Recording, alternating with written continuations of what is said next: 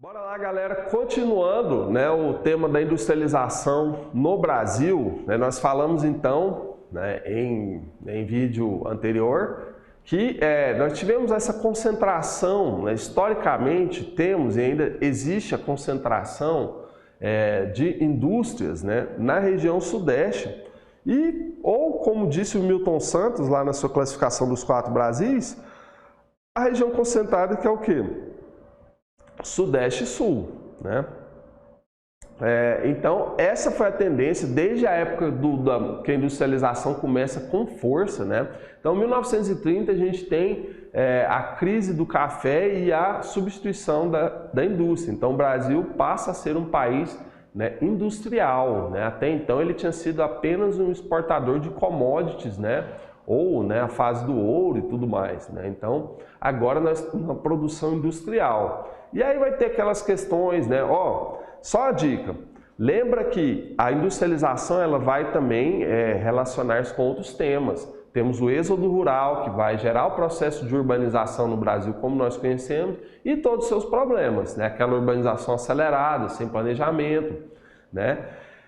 Mas isso são outros temas apenas, é sempre bom, gente, uma dica, né, que eu dou, você sempre estudar um tema linkando com outros temas dentro da geografia. E sempre ter uma visão histórica. Olha, história e geografia é 2 irmãzinhas meio siamesa, tá? Elas não tem como partar elas tanto assim, não. Aí, então nós vimos que pela tendência, né, o Sudeste ele ainda concentra boa parte das indústrias do país, da atividade industrial. Mas nós temos o que? Agora uma tendência de desconcentração. Bom, vamos aqui para os fatores, só relembrando os fatores de concentração histórica. Acúmulo de capital no período cafeeiro, né? Então aquilo que nós falamos, né? A gente tinha muita energia, né? muito dinheiro, muito investimento e muita mão de obra estacionada ali no setor cafeeiro, que até então era o que dava lucro, né, para o país, principalmente para o estado de São Paulo. E aí, com a crise do café, a gente tem capital e mão de obra ociosa. Esses capital e mão de obra ociosa vão migrar para a indústria. Mercado consumidor e mão de obra abundante, então. Mercado consumidor, gente, então já se tinha ganhado muito dinheiro com café. Só que agora a gente não tem mais aquele dinheiro do café para comprar produto industrializado de fora. E a gente tem capital acumulado, a gente tem pessoas que não estão mais, né, tão ociosas agora, não estão mais empregados no café e, né, dinheiro, né? Então, assim, o que vamos fazer? Vamos montar a indústria para absorver essa mão de obra e para absorver esse capital e também para gerar um consumo, para deslocar o consumo, né? Digamos assim, para deslocar a renda que é utilizada do consumo de lá de fora do país, para onde ela ia, para aqui dentro mesmo. Então, lá em São Paulo, os caras falaram, poxa, aqui ó, nós temos aqui gente desempregada. O dinheirinho que eu ia plantar mais café ali lá no meu sítio lá em Sorocaba e alguma região do Oeste Paulista. Então, e aí, né? Bora, o pessoal tá com dinheiro aqui, né? Porque muita gente ganhou, né, de tabela ali na questão do café. E aí, o que a gente faz? Uai, bora montar uma indústria aqui, aproveitar esse pessoal, né, desempregado, aproveitar essa grana rolando aí, sem onde aplicar e bora fazer, né, aproveitar que nós temos aí um mercado consumidor então. Né? Então deixa de lado lá as importações da Europa, vamos substituir as importações por produtos internos. Substituição de importações. Anota, sublinha essa palavra e, né, dá uma olhadinha nela mais detalhada, tá? Então, outro detalhe, então, ó, acúmulo de capital, mão de obra e mercado consumidor. Lembra, aqueles fatores locacionais da indústria. E agora outro, gente, acesso fácil a portos e matérias-primas, né? Então, na região sudeste, como durante muito tempo a infraestrutura, desde a época do ouro, ela deslocou do nordeste para o sudeste, então nós temos aí um grande, digamos assim, uma estrutura pronta já para que essa indústria se instale. Então nós temos ali ferrovias, né? Ferrovias para deslocar a produção do café agora vão ser utilizados para fins industriais, né? Os portos, as matérias-primas, né? Então a região ali também são regiões onde nós podemos ali extrair, né? Matérias-primas e fontes de energia para abastecer essa indústria. Então todos esses fatores concorreram aí, né? Convergiram para a concentração histórica no Sudeste. E aí, gente, essa situação rolou, predominou, tendeu, né? Até os anos 1990. A dinâmica da indústria e comércio concentrados no Sudeste manteve essa dinâmica até a década de 90. Na década de 90, um pouco antes talvez, né, mas assim, acelerou-se na década de 90, a gente teve alguns fatores. Primeiro, gente, congestionamento no Sudeste. Então, olha só, é mais caro, né, o terreno é mais valorizado, né, o espaço é mais disputado, né, então, consequentemente, né, digamos assim, o governo pode cobrar, né, porque é muita questão lógica de mercado, é muita gente interessada, muita gente com dinheiro, muita gente podendo pagar caro impostos e valores aí de terreno, né?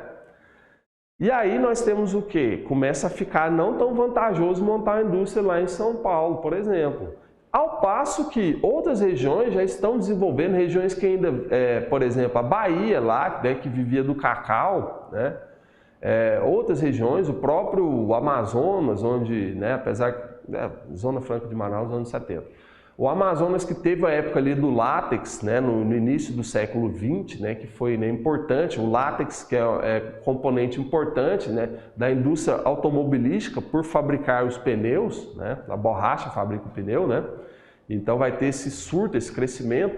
Então temos outros lugares onde aconteceu, mesmo que em São Paulo, em proporção bem menor, claro, né, o Nordeste e no Norte, por exemplo, né, que ganharam muito dinheiro exportando algum produto, alguma commodity. E agora eles não têm mais essa fonte de renda, mas eles têm um pouco ainda de renda e têm uma grande mão de obra, né?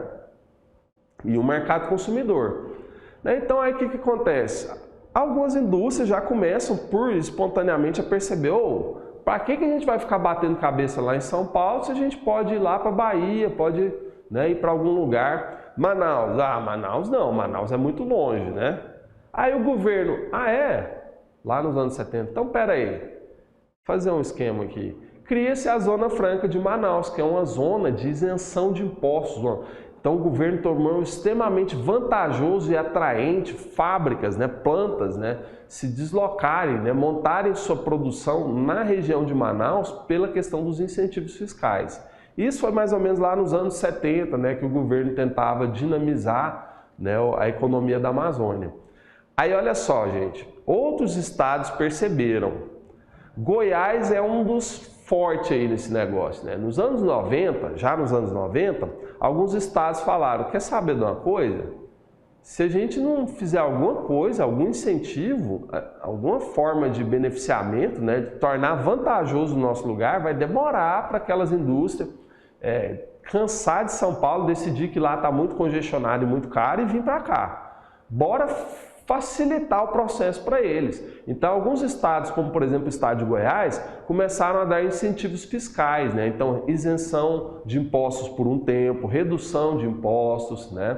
Várias formas de incentivos aí na questão financeira. E aí nós temos o quê? Vários estados vão ser mais atrativos para as indústrias. E as indústrias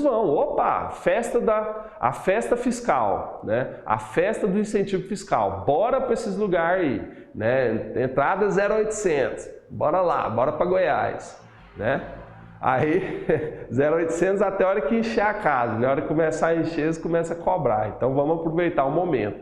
E aí os estados vão, pera aí, eu quero fazer isso aí também, o seu Zé da indústria aí, automobilística aí, vem pra cá, o Zé da Hyundai, né, o coreano da Hyundai aí, né, digamos assim, as indústrias automobilísticas orientais, gente, elas, né? Hyundai, né? A Honda, a Kia, né? Então as coreanas, então, né? Elas estão uma política muito agressiva e elas foram algumas das que mais, né? Aproveitaram dessa questão aí dos incentivos fiscais, né? E as outras tradicionais também, né? Ford, General Motors, Volks, né? Mas a guerra fiscal é isso é importante vocês saberem. A guerra fiscal é o incentivo que alguns estados davam para que as indústrias viessem, né, montar suas plantas de produção, né, suas fábricas no seu território. E isso contribuiu para a desconcentração, né? Isso, digamos assim, ajudou um processo natural que é o quê? A migração das indústrias para onde os custos produtivos são menores. Então, as pessoas estão acostumadas com a fonte de renda menor, então salários menores, né? Mão de obra mais barata, o espaço mais barato, então assim, o aluguel ou a compra de terreno mesmo, bem mais barato do que em São Paulo, claro. E aí nós temos, né, essa tendência aqui. Veja, o Milton Santos falou lá nos 4 Brasis, ele ainda está correto, por quê? Porque a maior parte das indústrias estão concentradas lá, né? Presença de firmas e indústrias em 2010, né? Então isso já está um pouco diferente, né? Mas a tendência é essa ali, ó. Nós temos o quê? Na região concentrada ali, né, do sul de Minas para baixo, e pegando ali Espírito Santo, Rio de Janeiro, né? E São Paulo, então, São Paulo é atulhado, né? Quase não dá para você ver a divisa do estado ali, né? E aí nós temos a grande construção ainda nessa região. Porém, olha ali, Manaus, como nós falamos, né? Manaus lá aqui, olha, acertei. Zona Franca, né? Então, né, grande concentração ali num lugar específico, mas olha Goiás e o Nordeste, né, a região Nordeste, né, Goiás, Mato Grosso do Sul, né, o Centro-Oeste, e olha a região Nordeste, o litoral principalmente. Gente, são os destaques, né, principalmente o Nordeste, né, então Camaçari na Bahia, né, um grande polo industrial, Recife, né, a região de Suape ali, os estaleiros, os portos, né, a indústria naval forte, né, a região do Nordeste também está se desenvolvendo por conta do aproveitamento maior da fonte de energia eólica, né? Então, e os incentivos fiscais somados à diminuição dos custos, né, para as empresas, né, então, vão favorecer esse processo de desconcentração industrial. Então, resumindo, né, fechando, é isso, né? Dá uma olhadinha nesse mapa com carinho para você identificar os principais polos industriais fora da região sudeste, tá? E tenha em mente, então, que nós ainda temos uma grande concentração. A maioria das indústrias, obviamente, está na região sudeste, sobretudo em São Paulo e na região sul. Não, vamos falar a região concentrada de Milton Santos, sul e sudeste, mas disparadamente São Paulo e Rio, como vocês podem ver aí no mapa. Mas temos outros destaques, Goiás, o Nordeste, né? Em alguns pontos aí mais isolados ali no Mato Grosso e no próprio Amazonas, né? Da Zona Franca. Então, desde os anos 70 e principalmente os anos 1990, nós temos uma tendência de desconcentração industrial no Brasil. E esses são aí, né, alguns dos fatores, as guerras fiscais e a tendência natural de migração das indústrias para onde os custos produtivos são menores, né?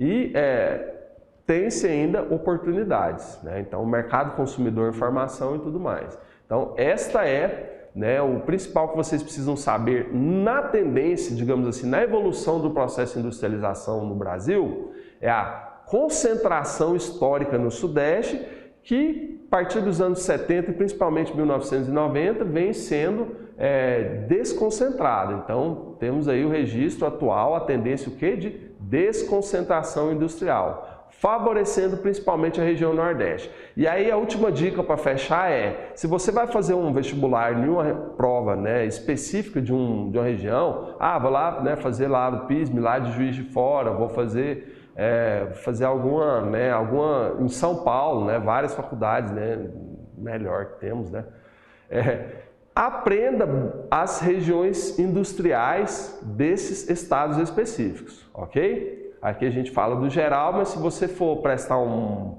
vestibular em um estado específico, se você for prestar no Amazonas, na UFAM, entenda de Zona Franca de Manaus, né?